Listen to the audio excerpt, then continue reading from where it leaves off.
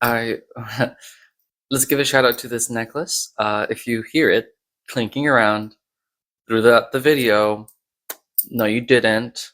Feather necklace. To go with the bird ring, or like at least claw ring, I guess. Shout out to the flower pin that I have, real cute there. Don't block that, Jesus. Little cute flower pin there. And yeah. Hello, if you've been here before, welcome back. If not, hi, my name is David. I make videos talking about media that I want to talk about. This is a video that I just sort of thought about recently that I kind of wanted to do, which is my top 10 short fiction stories that I've ever read. Now, I've read a lot of short fiction. In high school and in college, I had to read a lot of short fiction for a lot of classes, English classes, writing classes, and stuff like that. And since then, I started reading a lot more short fiction anthologies or collections, anthologies being books that contain different short stories from different authors. And a collection is just the same thing, but it's only one author writing all the stories. And I feel like I love novels. I love novels that have just one entire story. But there is a certain appeal to having a book full of multiple different types of stories, sometimes even multiple types of authors, that can expose you to so many stories and worldviews and ideas that I love reading these collections, these anthologies. So I wanted to collate all top 10 stories I've ever read. I played around with top 15, and I instead of just did like honorable mentions, because if I do top 15, then that's a hop, skip, and a jump away from top 20, and that's already like the maximum number of short stories in some of the anthologies that I read. So I just might as well just be talking about an anthology. So I didn't want to do that. I had to limit myself to 10 stories that have affected me throughout the years. I would not say these are my absolute favorite stories, because there are some stories that I wanted to include but just couldn't. But I tried narrowing down the stories to the ones that really affected me. There are 4 sci-fi and fantasy stories that I want to talk about, 3 horror stories, and 3 literary stories. Also, for the foreseeable future, I have no more note cards. I ran out. I had a sizable amount that I had bought in high school to have in high school. I used up a lot of it, I will say, in high school, and then I just had the rest of it just floating around. And so I decided, hey, when I make these videos, use them up. And so I finally used up all of the note cards, and now I have to use up a bunch of large sticky notes. So the next few videos you'll see sticky notes instead of note cards, and then I'll go back to note cards because they do really like having note cards. And yeah, let's get into it. The first one I want to talk about is Maria Concepcion by Catherine Ann Porter. It was published in 1922 in Century Magazine, and I had to read it for a class. I had to do a project on it, and I tried my best to reread all of the short stories I'm talking about. So I recently read it. I really like it because of how much it affected me when I was in high school for reading short stories. Because this project I had to do for it, I don't exactly remember why we had to do it. It was for English comp, I know that. It was a dual enrollment class. But I didn't quite enjoy the story when I first read it. And then when I kept working into it, like researching, looking up stuff, doing work with this short story, the more that I liked it and the more that it affected how I look at reading stories as well. That's the most important part for me, is that this is one of the first short stories that I fully remember reading and being like, huh, short stories are something really good. It's about a Mexican woman who murders her husband's mistress, and the village protects her from prosecution. And it has themes of patriarchy and religion and double standards, and how a community can betray someone just because they're not within the community itself. So the main character, Maria Concepcion's husband, goes off to war and has a mistress, and he comes back with the mistress, and she's pregnant, and Maria Concepcion, in a fit of rage, kills her. The husband helps cover it up because he's like, hey, this could be really bad for me as well. He's very selfish. And then the rest of the community is like, yeah, sure. That other woman, her name was Maria Rosa. She was a heathen. She was a slut. She was doing all this and that. And it's like, it's terrifying to see how a community can turn on you in death to protect your murderer because you're not a devout Christian or you're not a how a woman should be. And Maria Concepcion, who despite having murdered her, was a devout Christian, is, at least in the story, a devout Christian and a subservient housewife. And so the villagers, she took the baby as well, the baby that the Maria Rosa had, she was pregnant with, killed her. She took her infant son and adopts him and raises him as her own because she can't.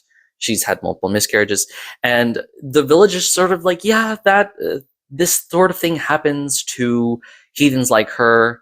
It's sort of like an open secret that Maria Concepcion killed her, and that just affected me a lot. I was like, that is crazy how this community would just turn on you like that. And so I remember that story very well from like mid to late high school years. I also remember that's the same class where I read The Yellow Wallpaper, which is also a pretty good short story. The next story that I want to talk about is Majorette by Lauren Groff. It was published in her collection Delicate Edible Birds and Other Stories in 2009. Now, this one, it's a literary genre as well. I had to get the book for a class. I don't remember what class it was, but I had to read like one or two short stories from this collection. And I didn't enjoy those two short stories that much, but I had to read them for class. And then the class ended, and then I was like, what am I going to do with this collection? It has like 6 more stories that I haven't read. I had to buy the book. I couldn't find it rented, so I just had to buy it. So I had it in my possession. I was like, what am I going to do with this? So I told myself, you know what? I'll just read the entire thing. And I did. And I did not like it. However, there was one story that really, really affected me. That was really good. That was Majorette. It's about a young girl in poverty with ineffective parents who find success through dancing, which is Majorette. I'm not part of American culture that well, and knowing what a Majorette is, I found out it's like baton twirling. I will have to be very transparent. This is the only story that I was not able to reread prior to preparing for this video because for some reason I could not find it online or quickly through the library. And so I'm trying to go off my memory, so I'm sorry if it's not entirely accurate if you know this story very well. But I do specifically remember how good the writing was because specifically the rest of the stories around it I was not enjoying. So I came into this story while I was reading the collection and was kind of ambivalent about it. Starting off as just reading about this girl and her life in poverty as a young girl. And as she keeps growing older and keeps having new opportunities because of her dancing, you can see her confidence growing and her happiness growing. And the people around her are also changing. And it just made everything feel so good. It filled me with so much joy and cathartic happiness to see her succeed. Specifically because if I remember correctly, specifically there were moments where you could see exactly where there would be a pitfall for her, where she could fall into repeated patterns and fail or just do something wrong or something. But she perseveres and pushes through those, and seeing her change and her growth throughout the story was very impactful and very powerful. And I really loved that showcase of her growth. I think there is a little bit of that bias because it was the only good story in this collection that I liked. But I in isolation, this story of personal growth and perseverance is so impactful, and really enjoyed that. The next story I'm going to talk about, also in the literary genre, is The Headstrong Historian by Chimamanda Ngozi Adichie. It was published in The New Yorker in 2008, but I read it in her collection, The Thing Around Your Neck. This short story collection is mostly set in Nigeria, where Adichie is from. Can I place this somewhere where the shadow won't hit that? There we go. My robots come in handy again.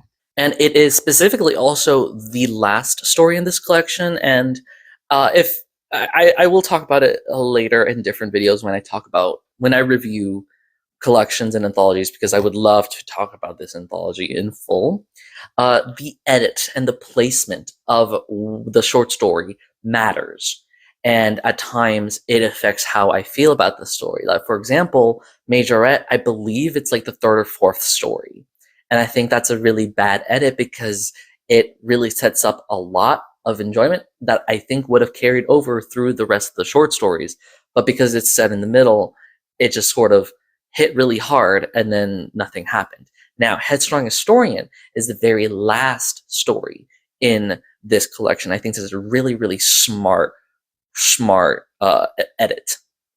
It's about a woman in colonial Africa, I believe it's 1930s, who pushes her son to assimilate, to have protection and power through the white men, because the white men are there and they have power because they have guns.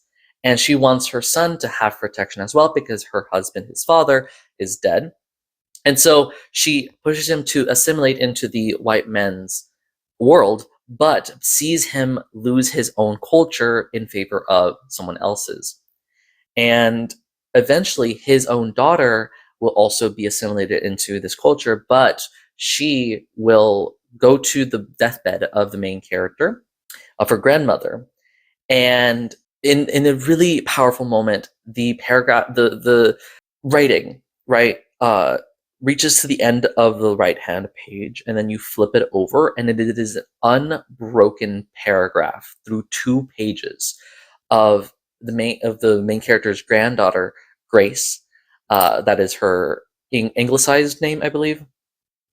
Who will see her grandmother dying in bed, and then leave and become a historian in college in London, and it passes throughout her adult life as she learns about her past, learns about her grandmother's past, her grandmother's culture, brushes off the remnants of white assimilation on her, learns her own culture and learns her own history, and pioneers wanting to learn more about her grandmother's past.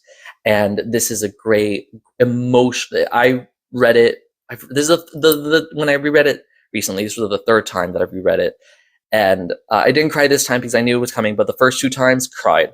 It was so powerful because you can see the main character's hopes and dreams for her son get dashed against history. Her son being a Christian, turning against their culture and stuff like that. She did not like that. She didn't. That was painful for her. But then seeing her granddaughter, which I think the implication is that though the narration sticks very close to the main character, she will never know that her granddaughter does all this. But the fact that she is impacted so much by her grandmother that she does this is so powerful, and still feels like the main character, the grandmother, is doing something. And that felt very powerful. Also, in terms of the edit, this was set in post-colonial Africa, I believe. I think it's mentioned that her granddaughter attends school in 1950. So I think it's 1930s, 1920s. But either way, the stories prior, all of the stories prior, are set in modern day Nigeria, like in the 2000s. And so reading all of those stories, great stories, they're all amazing stories. Reading those stories up until this last one that immediately sets us into I think it's post-colonial Africa. I'm not fully sure. I'm sorry. Setting us in the past when the rest of the stories were not in the past is a great shakeup, especially for the ending. And I really enjoyed the Headstrong Historian because of that. It's one of the few pieces of writing that have ever made me cry, ever. Shout out to Chimamanda Ngozi's other story, Africana, a whole novel. And I will be reviewing this collection at some point in the far future. Now we're going to transition into the horror genre. The next story that I want to talk about is Where Are You Going? Where Have You Been? By Joyce Carol Oates. It was first published in Epoch magazine in 1966. I think this is a classic one. I think a lot of people have read this one compared to like any other stories that I'm talking about. It's about a young girl who is accosted by an evil man at her home. And it's a pretty I wouldn't say common framework of like just two people having a conversation in a short story. That happens a lot in earlier short stories. This story was inspired by the three Tucson, Arizona murders by Charlie Schmid that happened a few years prior to that. And this is just an entire conversation between this young 15-year-old girl and this guy who is supernaturally evil talking to her across the screen door. And I think that's a very evocative image of like the framework of safety in this house, but the threshold to pass it is protected by this thin film of something, I don't know, screen, and there's a girl behind it, and in front of it is a man who is trying to lure her out, and that is terrifying. I read it in high school, and one of the few stories that fully terrified me when I first read it, and it deals with childhood innocence and naivety versus the cruelties of adult life. The title, "Where Are You Going? Where Have You Been?" is talking about this limbo state of growing up. You know, where are you going when you grow up, and where have you been as a child? And she's on this threshold, again, the image of a threshold, where she does not want to pass over, but an adult man who wants to hurt her is on the other side trying to lure her out. And it is creepy. It is creepy the way that he talks to her, the way that he has a friend in his car who doesn't do anything. He just sits there menacingly. And the way that he keeps talking to her like he knows her, that he's done research on her. He knows exactly where her parents are and when they're going to arrive, which is not anytime soon. And we see her have to cross this threshold without her wanting to, and that's terrifying. Especially because this is a young girl who we've seen in early in the story. She wants to be an adult. She wants to do adult things, but she's still 15 years old, so she's still slightly sheltered. Does not have an amazing relationship with her mother and her sister, but is still trying to learn who she is.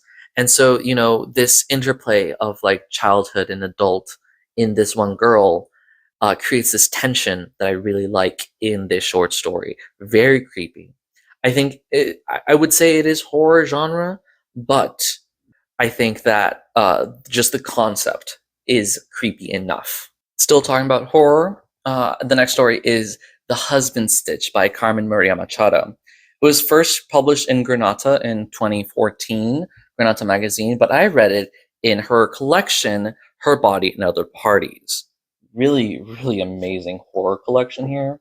And it is a story about a young girl who becomes a wife and then a mother while sharing her own folk horror stories about life that comments on things that happens around her life and comments on gender as well. And as an edit, this is the first story in this anthology, and I think it hits it off really well. I remember when I reread it, I really felt like I needed to keep going, needed to keep reading, keep seeing what Carmen Maria Machado has to say. This is the first thing of Carmen Maria Machado that I've read, and loved it. And then I read a handful of other short stories that she's published in other things, other anthologies that have also been really good as well. And so Carmen Maria Machado is one of my favorite authors solely because of this short story collection. I really like how she plays around with the format of the story as well. At the very beginning, let me show you. If you see here, it has like a cast list, and it says parentheses, if you read this story out loud, please use the following voices, and gives a rundown of the characters and how to read their voices. And the rest of the story also has moments where she says, if you're reading this out loud, you should do this. If you're reading this out loud, you should do that. And I think that's a really interesting thing because this story revolves all around oral folk stories. Oral stories passed down by generation that help teach or make children fear things, and also reinforce gender stereotypes and reinforce gender roles, reinforce how men and women act towards each other. And I think it was a really interesting writing decision to have the oral folk stories, oral folk horror stories, being read out to us by the main character. Well, she herself is the oral. So sorry. The story of the woman with the green ribbon around her neck, the one that if you remove, her head falls off. Which, spoiler, that happens at the very end, terrifyingly. And it is just full core stories that build upon each other. And I think that was a really smart way to tell the story, especially because she keeps saying, if you're reading this out loud, this is how you should read it. And it's just, I feel like it was a love letter to like folk horror stories, oral stories that we pass on generation to generation. I think it's really good writing that the main character's husband is not written badly. He is a complicated figure and he still does things wrong. And at the very end, she talks about how, the main character talks about how, you know, yeah, he's not horrible. He's not a horrible person. He's a decent person, but he still did something bad to me. And that's a very complex feeling as well. And so this story has a lot of nuance and a lot. I really love the element of the folk stories as well, and a great set off for the entire anthology. Like, I could have chosen any other stories in this anthology, but it being the first one and setting up a really great precedent for the rest of the stories is a good indicator of just her writing in general. The next story that I want to talk about, it is also in the horror genre, is Dancing Sober in the Dust by Steve Toase. This was first published in To Drown in Dark Water in 2021. That is Steve Toase's collection of short stories. But I first read it in The Best Horror of the Year, Volume 14, edited by Ellen Datlow. Ellen Datlow terrifies me with how much work she has done. I'm put it here because I'll also have the collection up where it originally came out, because that's a really cool cover there as well. It is about a woman who uncovers 11 performance art costumes made to hurt the performer in a museum. And it's really fun because I can show you, in the story, it will break the narration to describe how these horrifying pieces of clothing were made. And it describes all 11 of them in few details as well, which is really fun. I think the best part that this horror story, out of the two horror stories that I've talked about so far, this third one is the most horrifying out of them because it has heavy use of implication. I feel like you're gonna fall.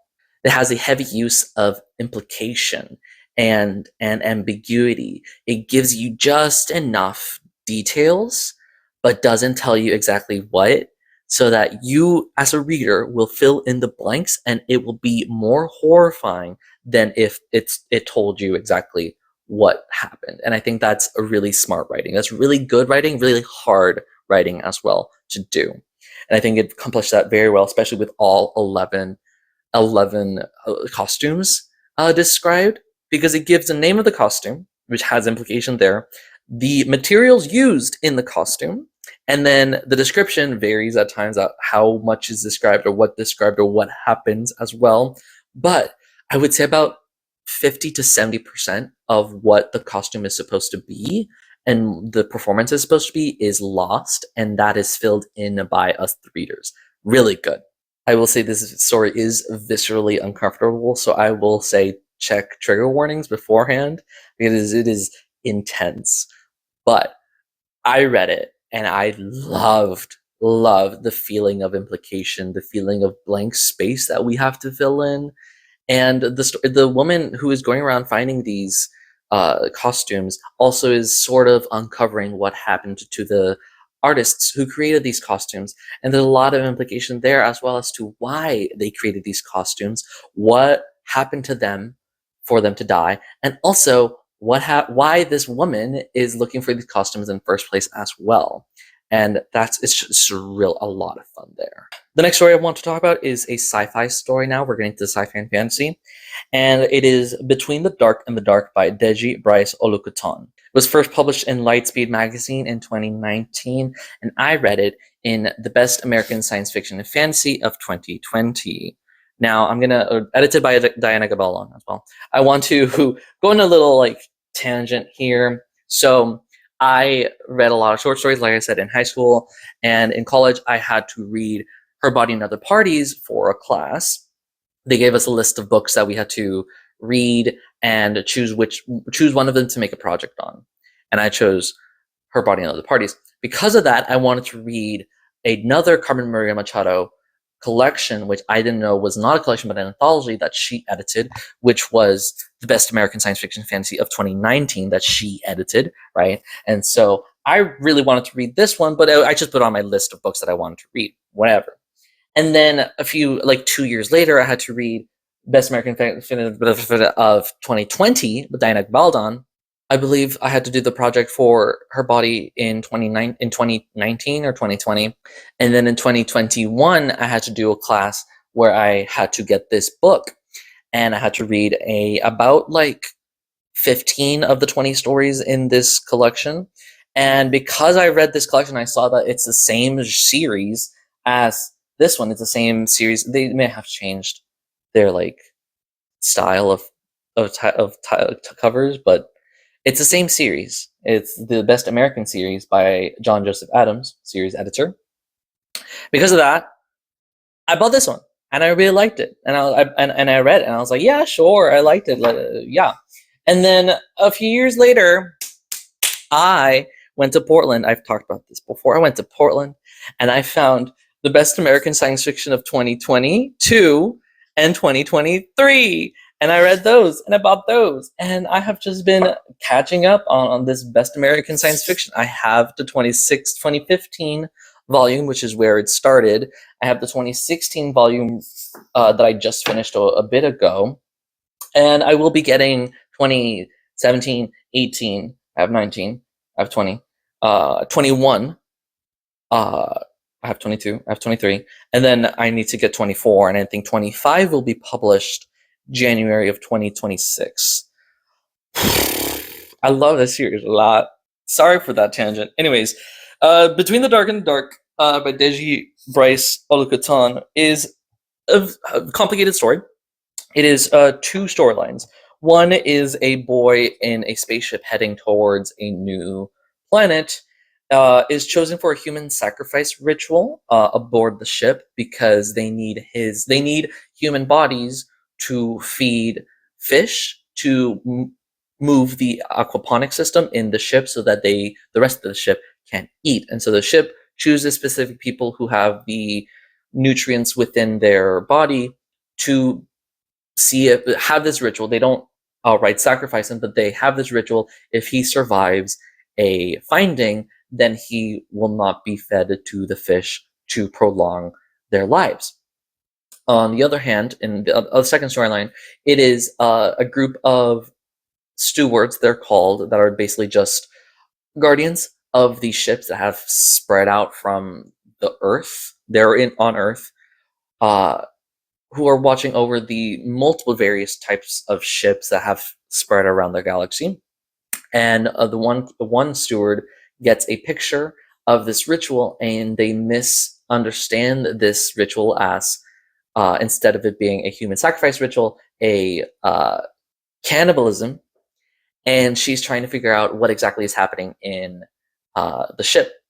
And because the ship is so far away, it is nearly impossible to just communicate with the ship, and so they just send pictures and stuff like that.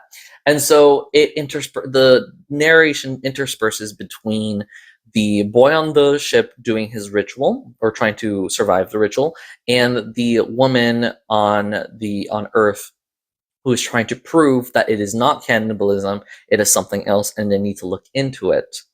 And it was one of the first stories that I had to read for the class that I had to read this anthology for. And I loved it so much because it was so imaginative. It's so complex. If you don't understand it, I'm so sorry. But it's a really complex story. And to me, it is a commentary on Western ignorance to foreign cultures, right? Because the main character, the steward, she likens the rituals that is happening in the ship to past rituals that have happened in ancient civilizations, and how these human ritual sacrifices can be seen as gruesome or savage or barbaric by Western standards. However, it does not take into account the requirements, the needs that the cultures are not surviving at the standard of living that the modern system is living at. They don't understand, the modern system does not understand how they need to survive and what they use to make sense of their world. And to condemn such a culture like that without further investigation, further understanding, is inhuman. And so that is what this story is all about. It is about miscommunication, Western bias, and Western ignorance of other cultures. And I think that's a very strong and very powerful conversation to have. And I also love that it's taking place in the far, far future, right? It was really fun seeing how a culture, like we saw how these ships started as like a multicultural mixture of different people heading towards a future of hopefully another planet. And to see how that multicultural mix evolves into a completely new culture on this ship is amazing. And the reasons why some people on Earth have to leave and some people are underground, and there's also colonies on Mars, on the moon. There's like some foreign, not foreign, but like some alien presence has appeared and caused a lot of natural disasters. And that's just a thing that happened. It's not explained. It's not, there's nothing to be solved there. It just happened, and that's why they had to leave Earth. And I think that's a really fun, the type of world building where, yeah, this thing happened. That's it. So fun. That's so fun. I really enjoy that. And yeah, like I would say this is one of the first stories that I had to read that really got me into the best American science fiction fantasy series that I will continue to be talking about the further I go. The next story that I want to talk about is also science fiction, and it is Story of Your Life by Ted Chiang. It was first published in Starlight 2 in 1998, and it was published in Ted Chiang's collection, Story of Your Life and Others, in 2002, and I have read it in the reprint of the collection, Stories of Your Life and Others by Ted Chiang. So the name might sound familiar to some of y'all. This short story, Story of Your Life, is the basis for the movie Arrival. It says it here on the cover, starring Amy Adams, one of my favorite movies of all time as well. And it's about an alien, not invasion, but aliens arriving at Earth, and how a woman's perception of reality is changed as she helps to translate and learn the aliens' language. And I will say, it's a very complicated science fiction story. Maybe not as plot complex as Between the Dark and the Dark, but definitely scientifically complex. It uses a grand mixture of high science fiction and actual science.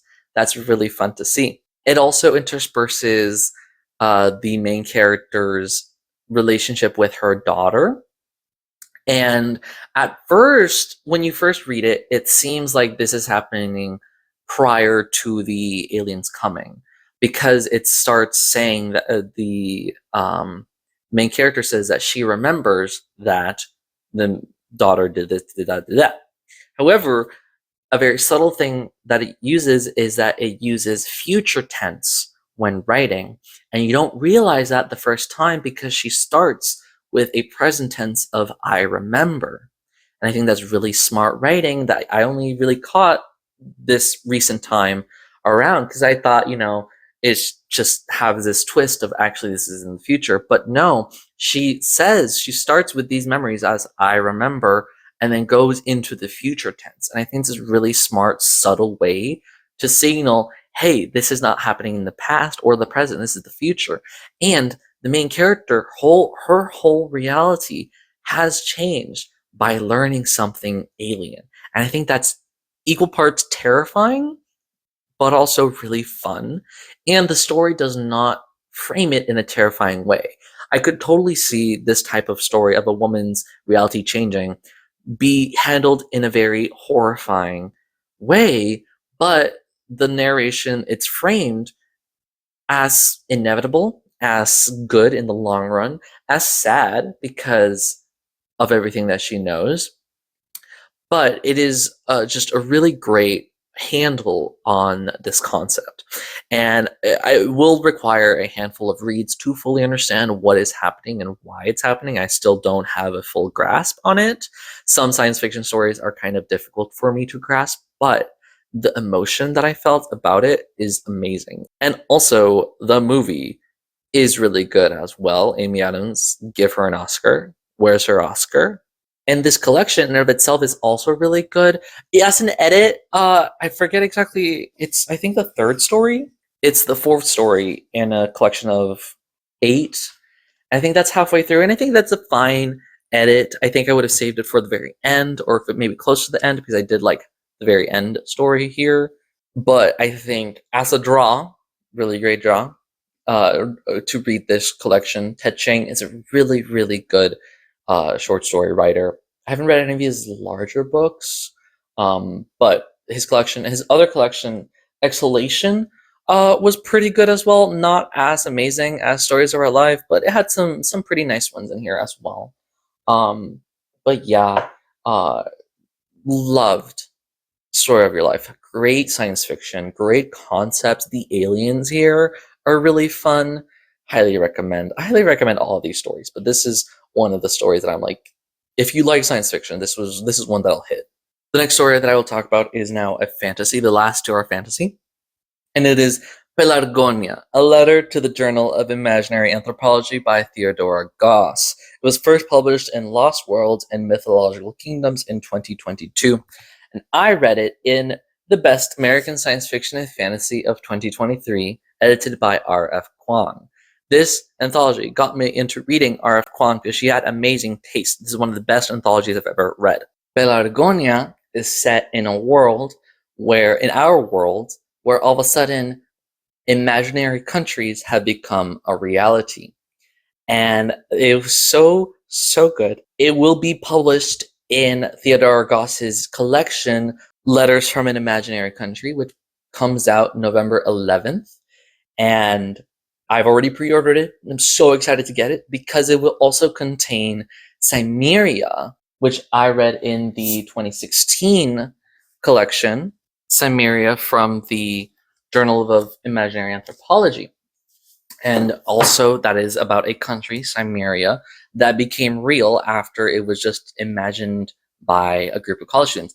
Pellargonia is better than that story. That story is really good, but Pellargonia is much better, in my opinion. And it's about 3 high schoolers who, in their free time in between classes, create Pellargonia, and they put one of their father's names as the author of an article when they submit to the Journal of Imaginary Anthropology, which is a journal that exists both in this one and in Cimmeria. And their father gets caught up in a civil war that was caused because of their drama that they add into Pellargonia. I think it's really, really fun way to combine a lot of different things in writing, world building, character creation, stakes, drama, history, politics, economy, ethnicity, society. A lot of different factors are going into this, and it's really fun because it's a showcase of expressive imagination and unintended consequences that comes with it, right?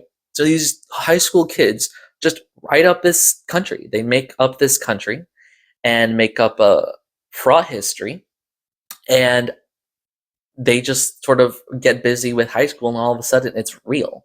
The country is real and has been real for a long time, and they're confused about it, they're excited about it, and then all of a sudden their father is caught up in a civil war.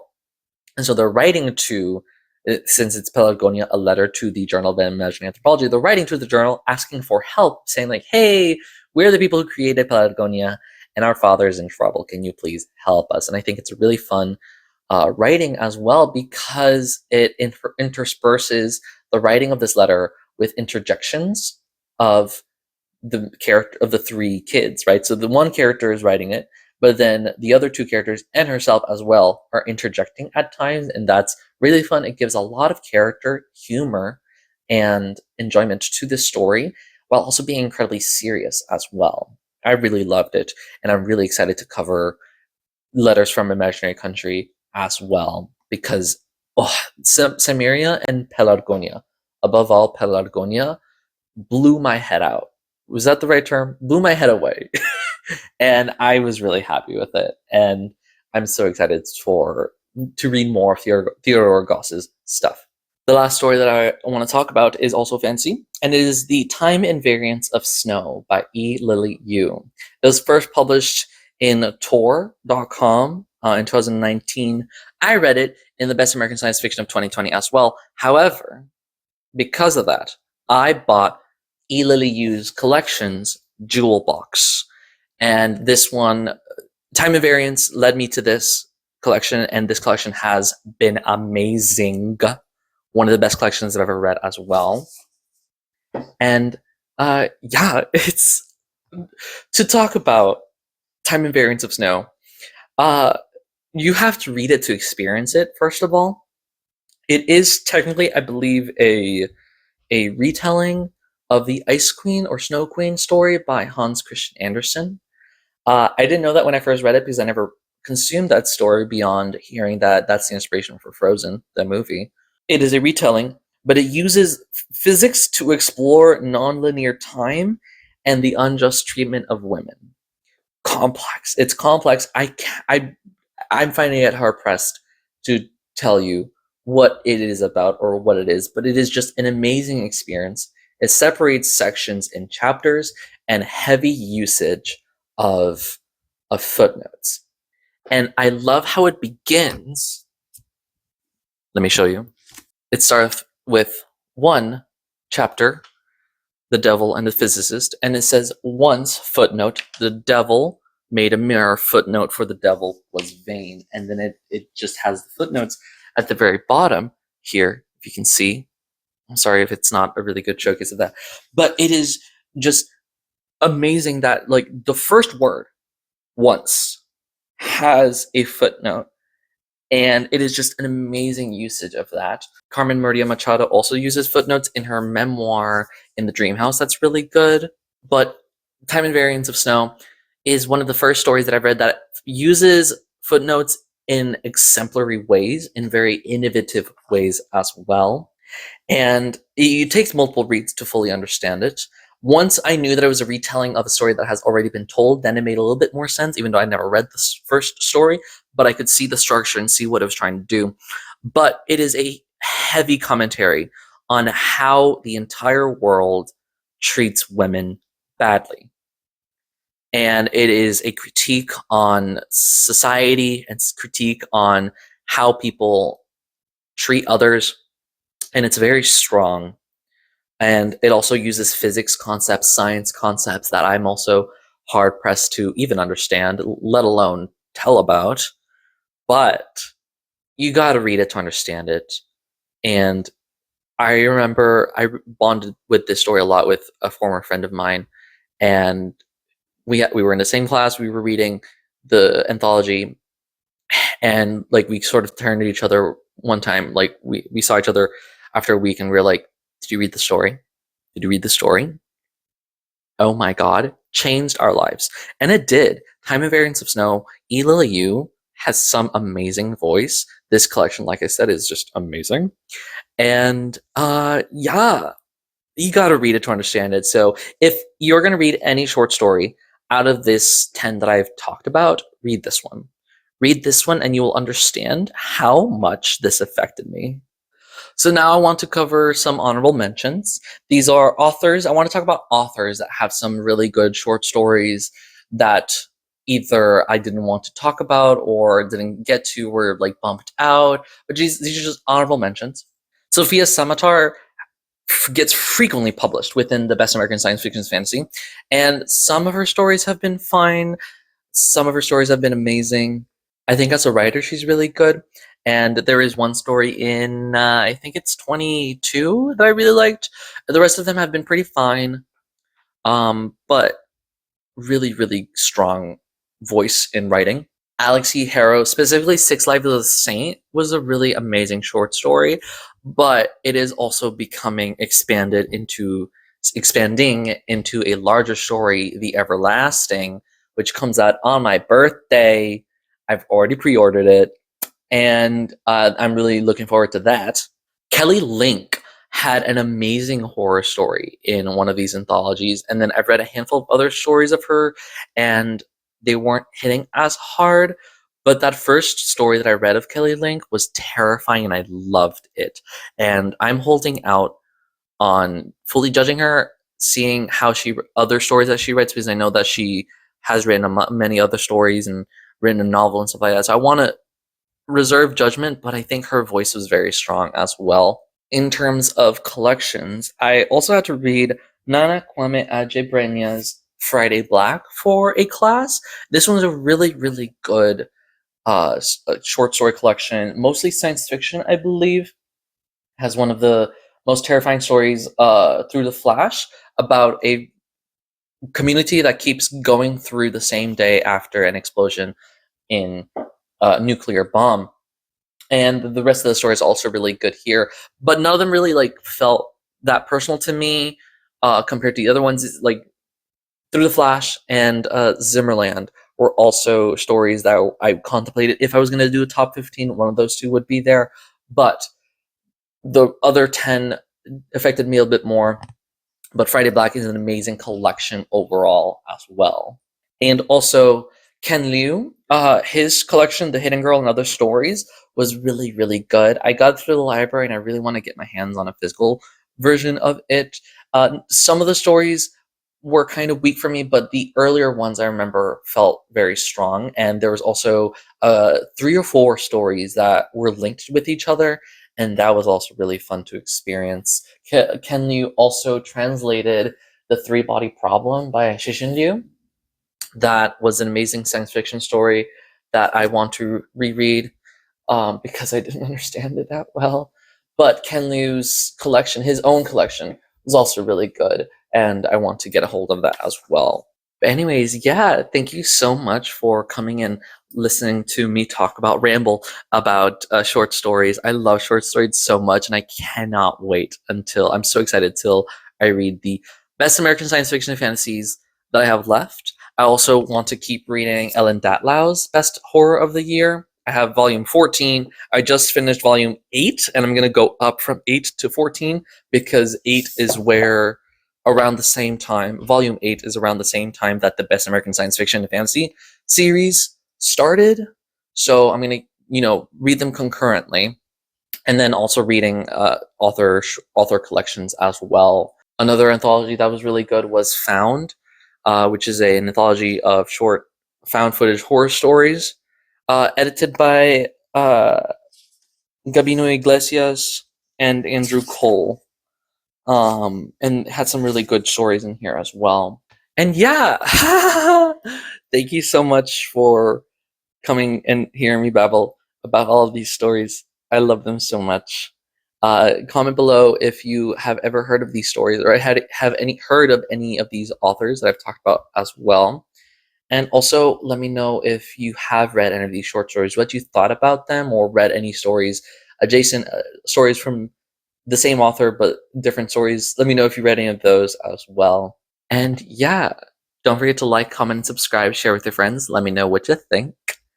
Don't forget to be passionate, and I'll see you later.